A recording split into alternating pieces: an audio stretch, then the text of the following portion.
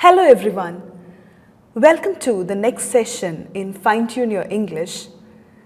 Today we will be talking about pronouns. I would like to take you back to the first class which was on parts of speech, where the teacher talked about pronoun as a grandmother. So noun, who is the grandfather, who is seen everywhere, and pronoun is the grandmother who replaces or who acts as a substitute for the grandfather. So pronouns, thus, are the words which are used in the place of a noun, or pronouns replace a noun. So in today's class, we will be looking at the types of pronoun, and we will also be thinking about certain points you need to remember when you work on pronouns. To start with,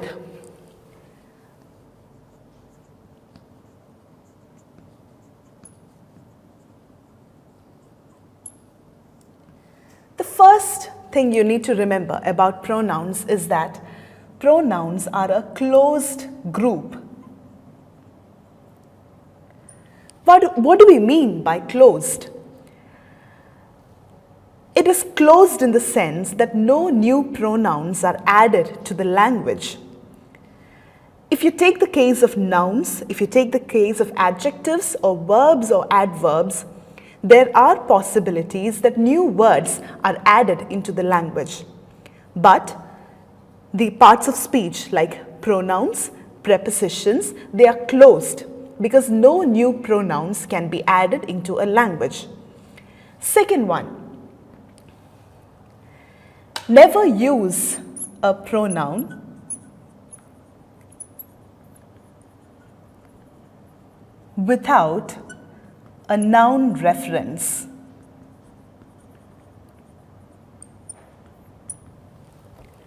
Let us look at an example.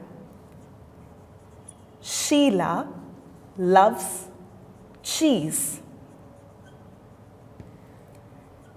Sheila goes to a shop to buy cheese whenever Sheila feels like eating cheese. You look at this sentence. There are certain words which are repeated, certain nouns which are repeated. We have Sheila repeated twice, or Sheila, the word occurs thrice in the sentence. We have cheese, which again occurs thrice in the sentence. So, in English language, what we do is whenever there is a repetition, we replace the noun with a pronoun. So here Sheila being a girl, we replace Sheila with she. Sheila loves cheese. She goes to a shop to buy cheese whenever she feels like eating it. So we have used two pronouns here to avoid the repetition of the noun. Now coming to this point, never use a pronoun without a noun reference. Now if I start using she from here, it would be difficult to understand who we are referring to. So because here we have Sheila already mentioned, it is possible to use the pronoun she there. Similarly, Sheila loves it. What does Sheila love? Unless there is a reference to that noun, we cannot use the pronoun it. So never use a pronoun without a noun reference. Number 3, always remember the subject-verb agreement when it comes to pronoun, especially in terms of number and gender. Let us try to replace Sheila with Tony now. Tony loves cheese. You can't use she there. You would change it according to the gender of the noun. So you would use he goes to a shop to buy cheese whenever he feels like eating it. And number. Let's take Sheila and Tony. Sheila and Tony love cheese. Instead of she or he, we would be using they because there are more than one person and it is a plural noun. So we use they here. They go to a shop to buy cheese whenever they feel like eating it. So always remember to keep the subject-verb agreement, especially in terms of number and gender when we talk about pronouns. The fourth point, do not use an apostrophe in a pronoun. There are people who get confused with its and it apostrophe s. Now this its is a pronoun. It apostrophe s is not a pronoun. It is simply a contraction of it is. So remember, if you use an apostrophe in a pronoun, it is not a pronoun. Number 5. Do not use a noun after a pronoun. Let's look at a second example. This is my house. The same sentence can be said in this way. This house is mine. Can you identify the pronouns in these two sentences? In the first sentence, you might say this is a pronoun. Yes, that is right. You might think that my is also a pronoun, but because a noun comes immediately after my, it is not a pronoun, it becomes an adjective. Now remember what an adjective is. Adjective qualifies a noun. So similarly, when you say that this is my house, my becomes an adjective instead of a pronoun. So remember never to use a noun after a pronoun because the pronoun ceases. It stops being a pronoun and becomes an adjective. Let's look at the second example. This house is mine. Here again, you might say that this is a pronoun and you say that mine is also a pronoun. But here, this is not a pronoun, but this is an adjective because this is followed by a noun, house. So this qualifies the noun house. So this is an adjective and mine is a pronoun. I hope that is clear. So always remember these 5 things whenever you talk about pronouns. First one, it is a closed group. There is no new addition of a pronoun into the set of pronouns. Second one, never use a pronoun without a noun reference. Third one, always remember to change the pronoun depending on the number and gender of the noun. Fourth one, never use an apostrophe in a pronoun. Fifth one, there is no noun after a pronoun. If you use a noun after a so-called pronoun, it becomes an adjective. I hope so far is clear. Now let us talk about another one. As you know that there are singular and plural nouns, we also have singular and plural pronouns.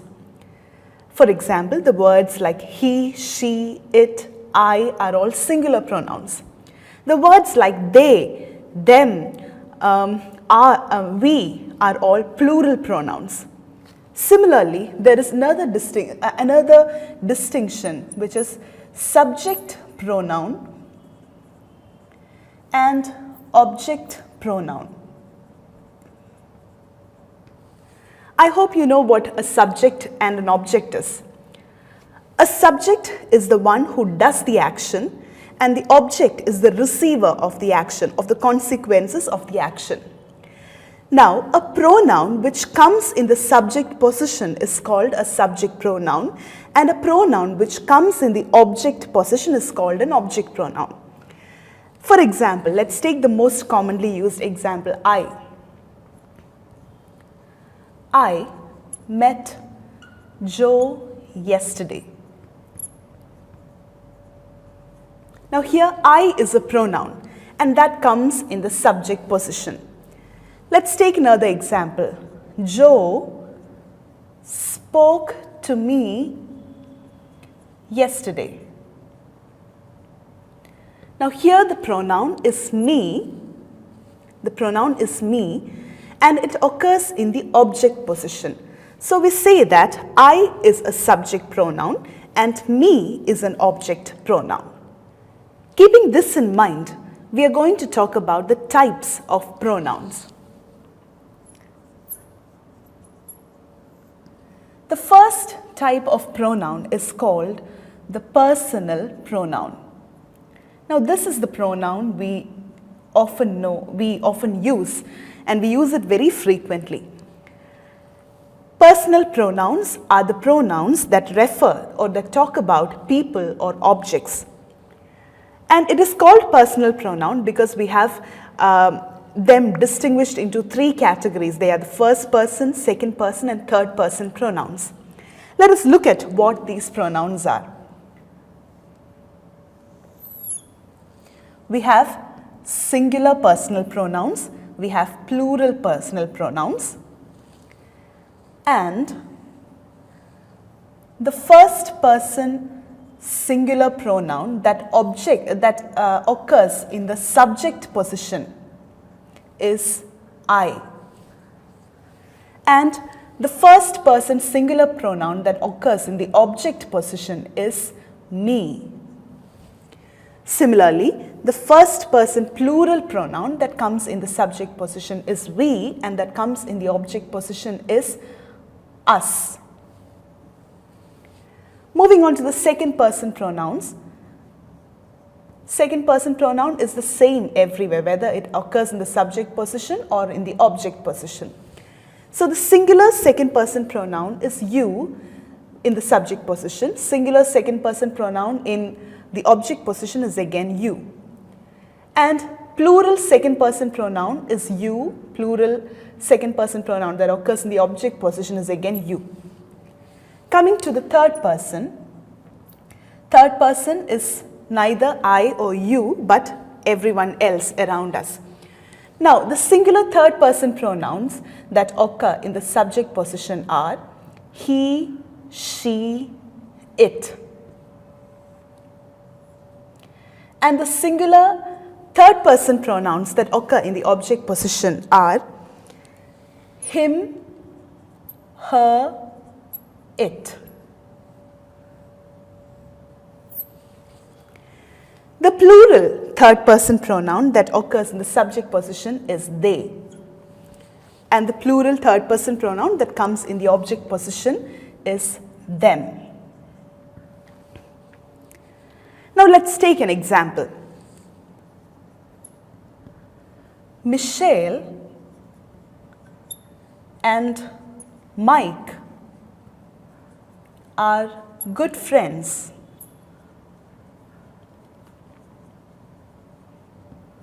Here, Michelle and Mike is a plural noun, so the pronoun that comes after referring to them in the next sentence would be they. They love each other. Now, let's take another example. Now, this is where many people make mistakes, make some small errors. Suppose Michelle is saying the whole thing. Michelle says that she wants to say that her closest friend is Mike. So how would Michelle rephrase this sentence? There are four ways in which Michelle can say this. So Michelle might say, I and Mike are good friends. Michelle can also say, Mike and I are good friends. Michelle can say, me and Mike are good friends. Michelle can also say, Mike and me are good friends. Now, can you identify which among these four options is right?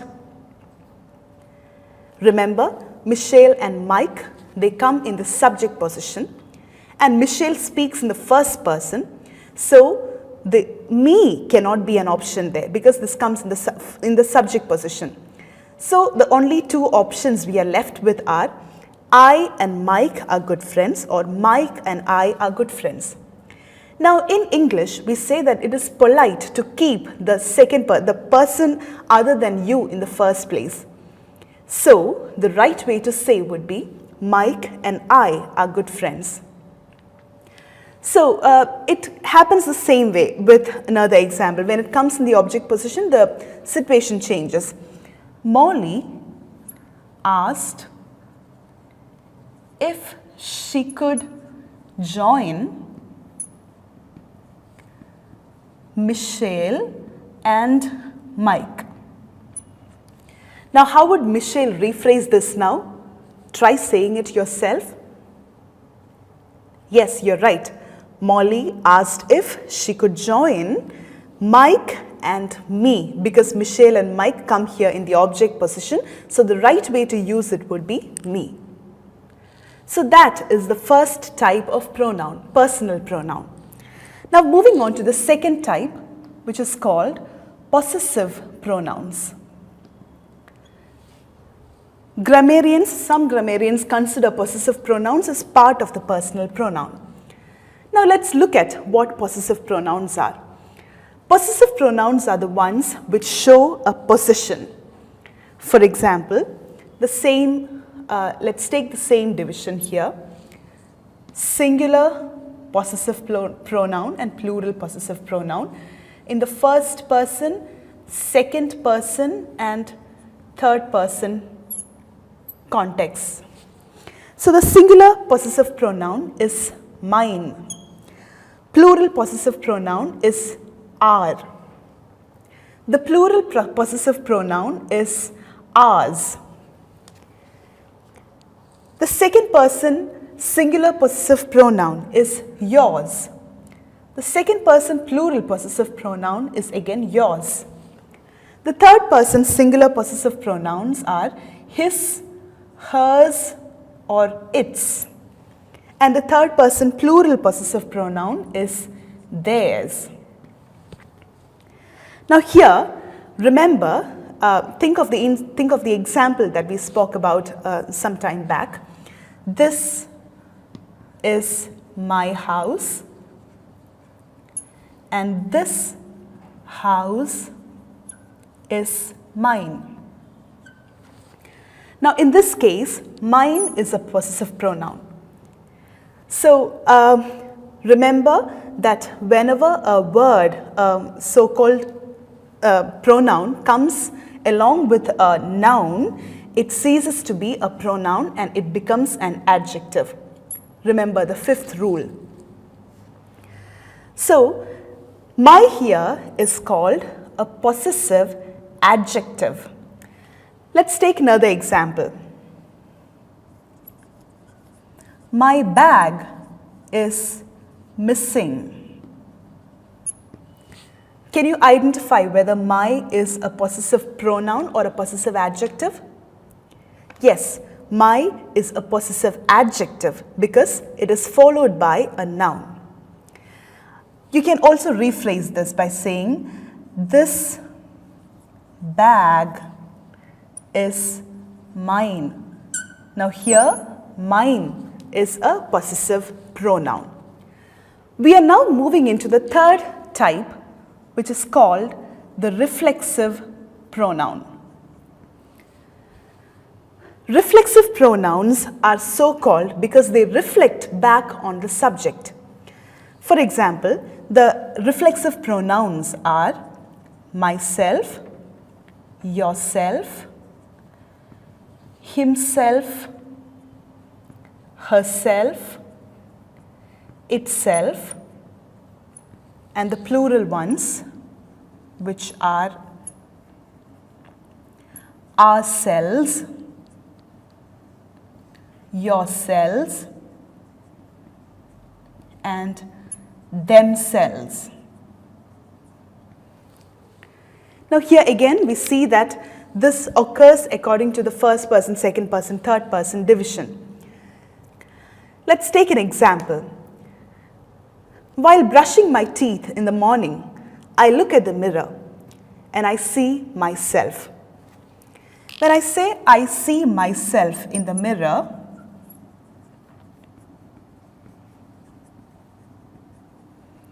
it means that the subject and the object are the same, and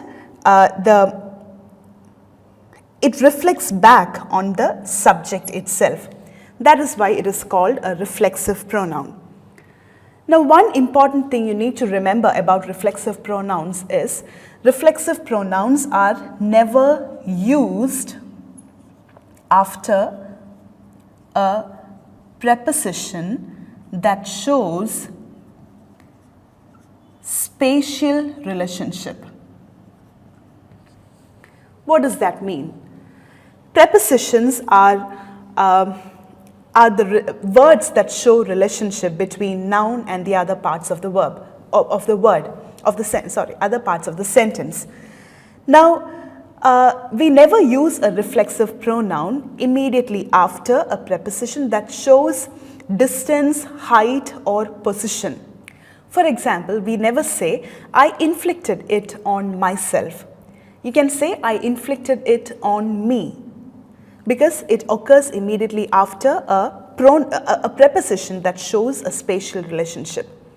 We will be dealing more with reflexive pronouns in the coming chapter. So just remember so many things about reflexive pronouns. It is easy to identify a reflexive pronoun because it is always followed by the word self or selves in the plural. So reflexive pronouns are the ones which reflect back on the subject. And remember that we never use reflexive pronouns after a preposition. This might occur in cases of a phrase or an idiom. There are idioms like I am beside myself, which means I am losing control over myself. There are phrases like that, except in those cases, we never usually use a reflexive pronoun after a preposition that shows a position or that shows a spatial relationship. Coming to the fourth type of pronoun, which is called the demonstrative pronoun. Demonstrative pronouns are the ones which point to a noun that comes before it or which is a little far away. You'll understand it better when we look at the examples. The examples for demonstrative pronouns are this, that in the singular, and these, those in the plural.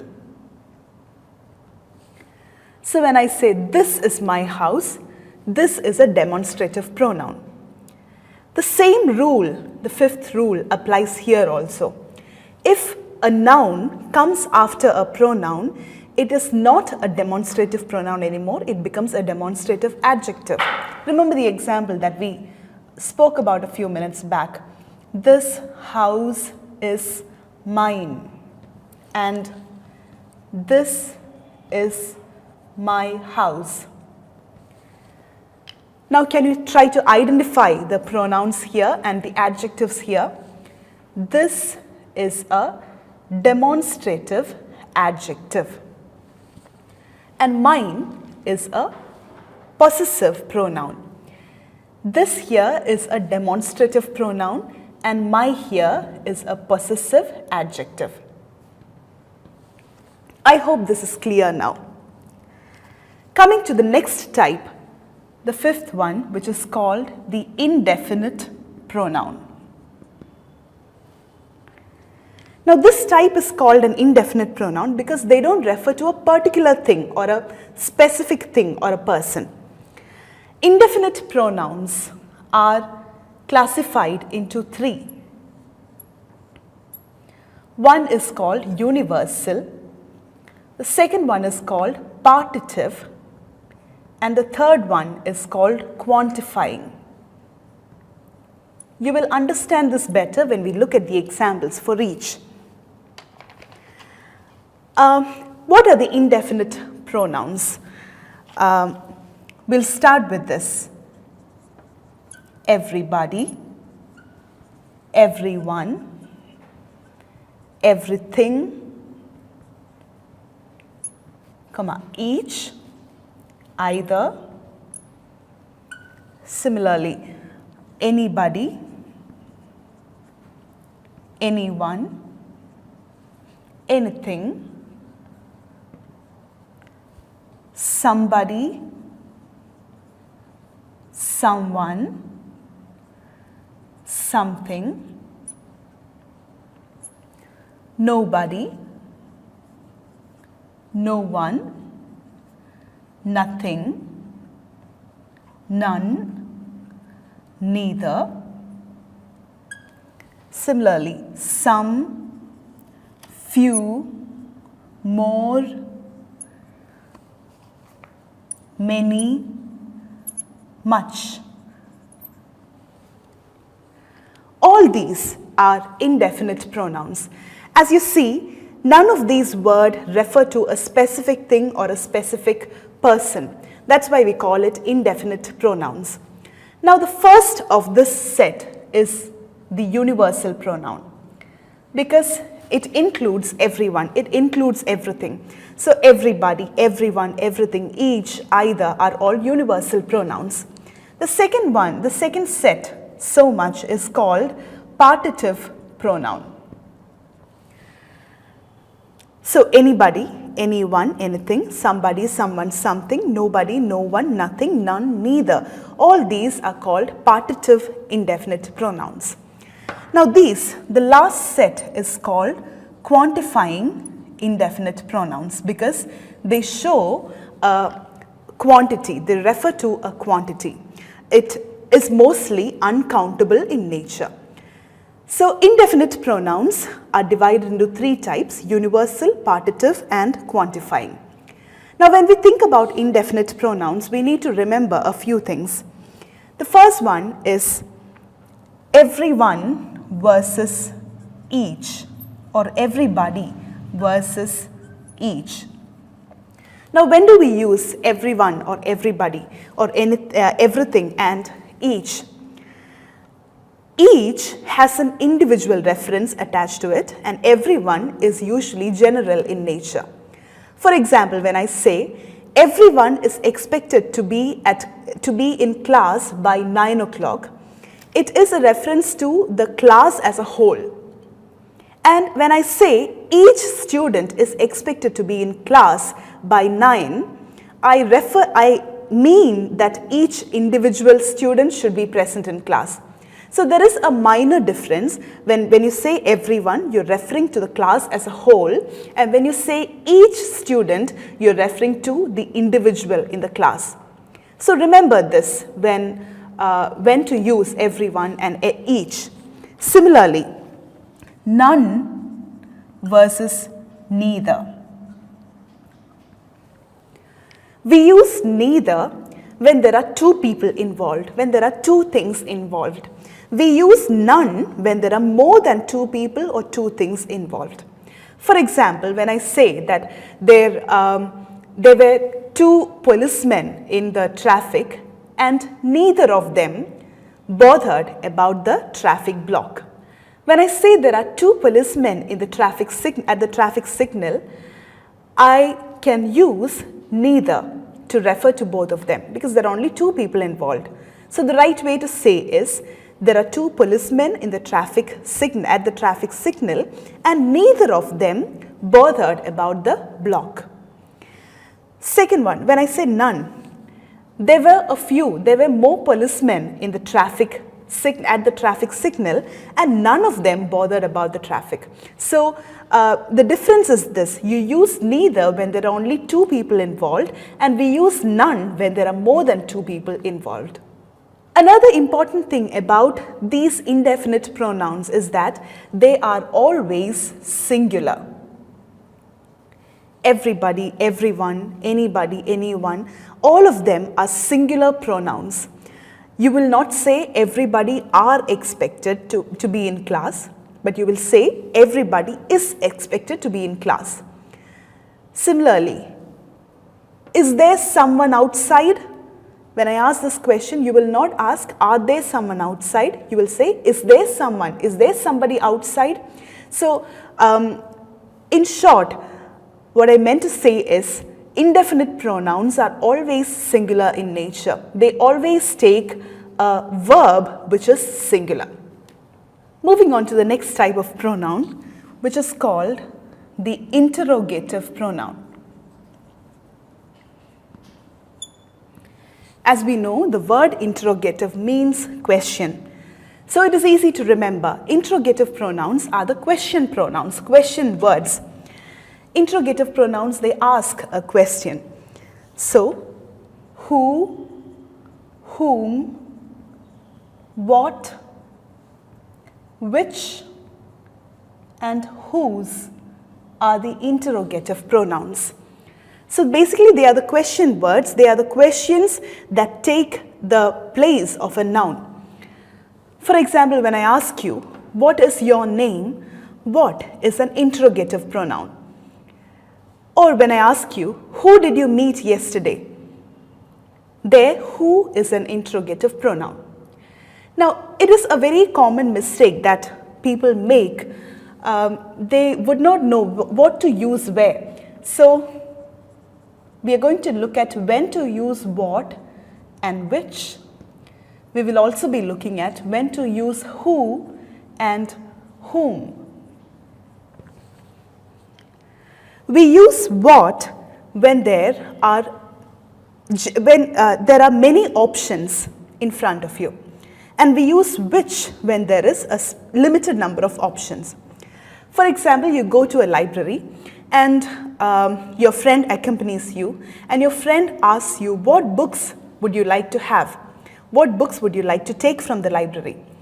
Here the mention is that you have the whole library in front of you. You have many options in front of you, but what among the books? You have a lot of options in front of you. That's why the question, what books would you like to read, becomes relevant.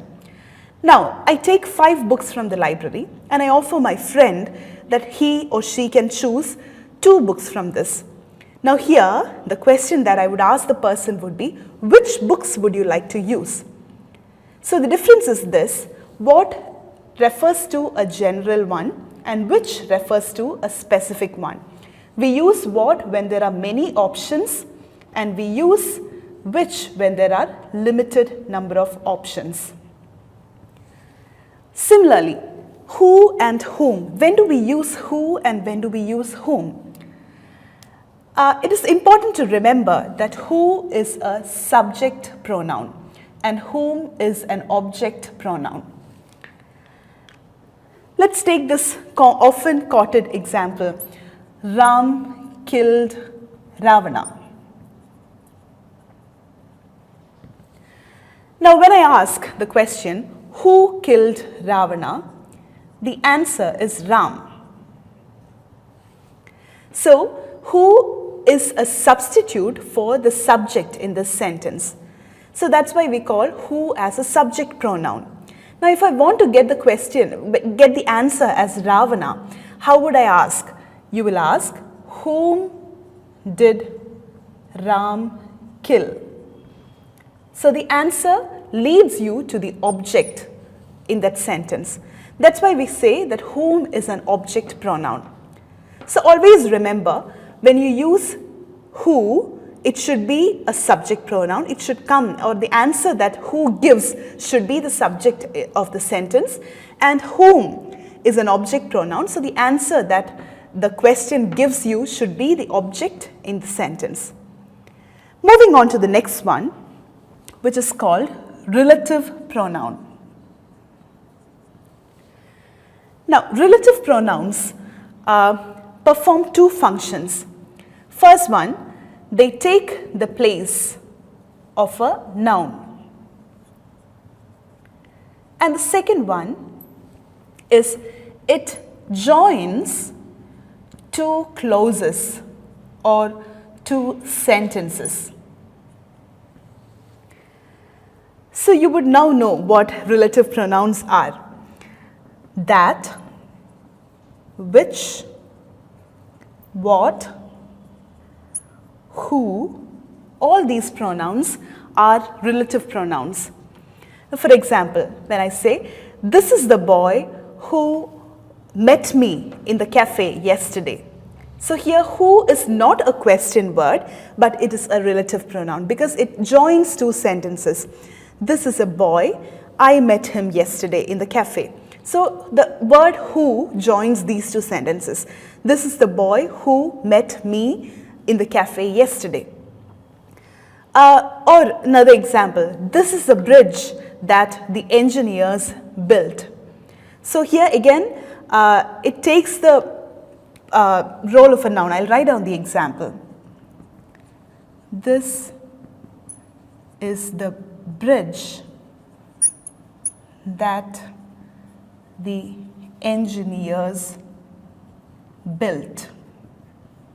Now here, that is a pronoun that replaces this noun, bridge, and it joins these two sentences. So if you try to split the sentences, it will be like, this is the bridge that the engineers built, or this bridge was built by the engineers. Now, joining these two sentences, we will use this relative pronoun, that. So that is what you mean by relative pronouns. Now we come to the last type of pronouns, which is called the reciprocal pronouns.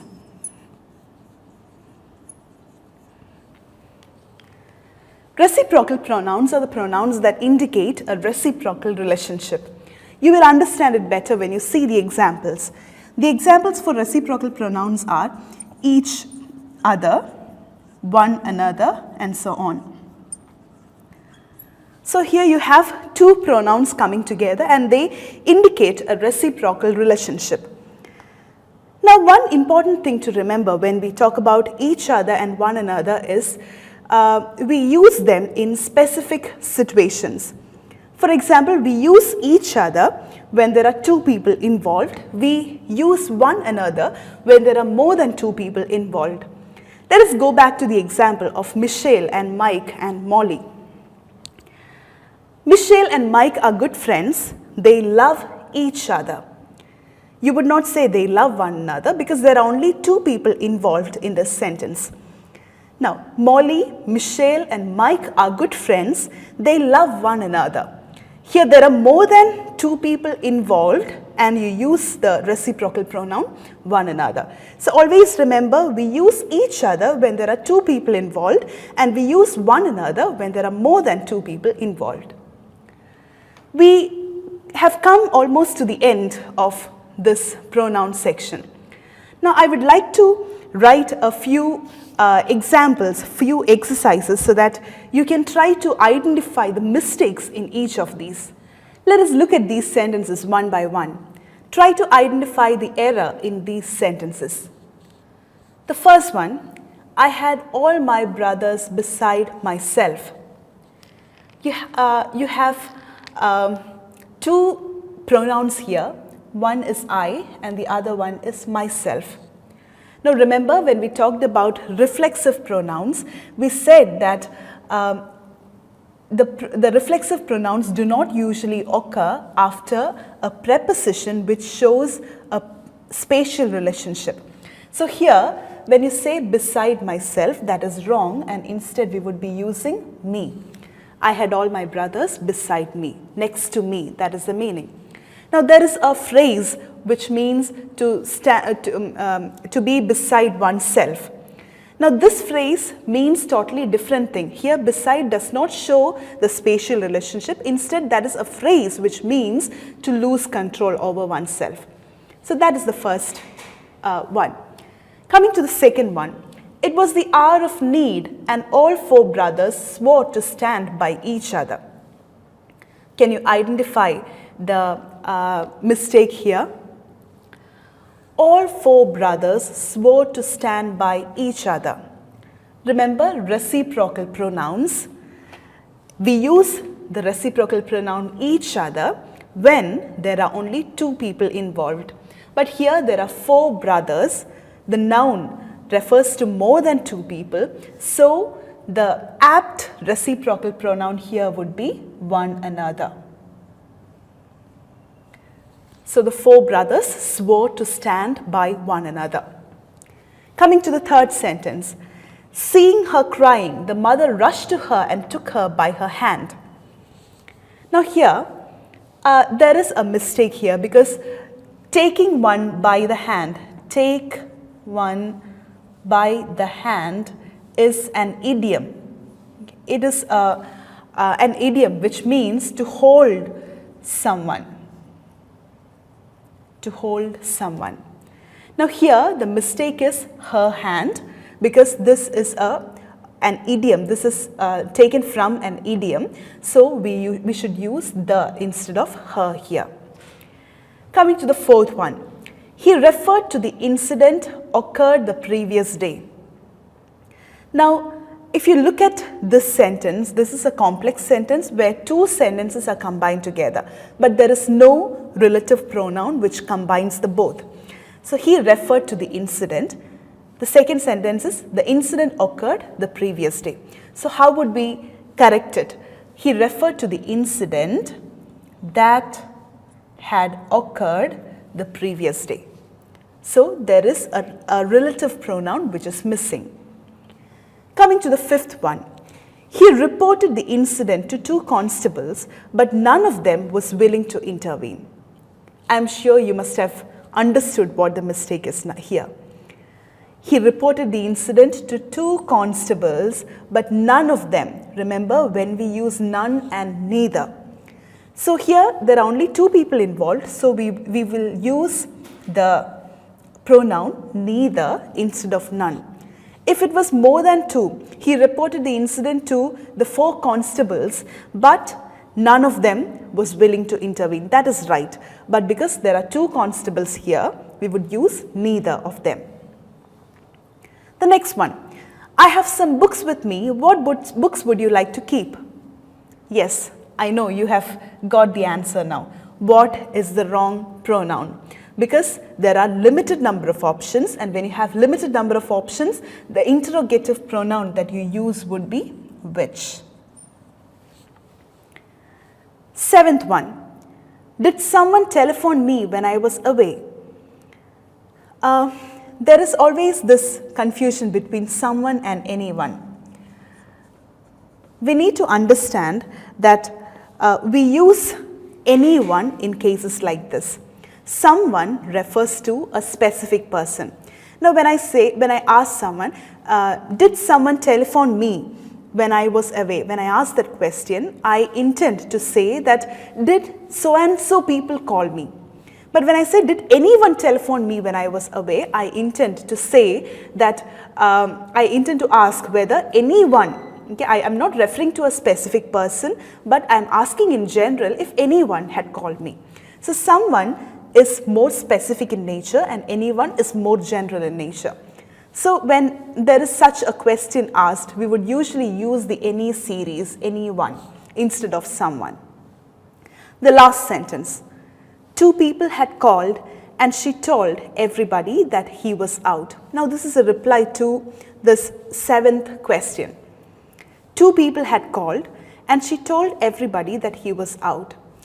Now remember the difference between everybody and each that we talked about.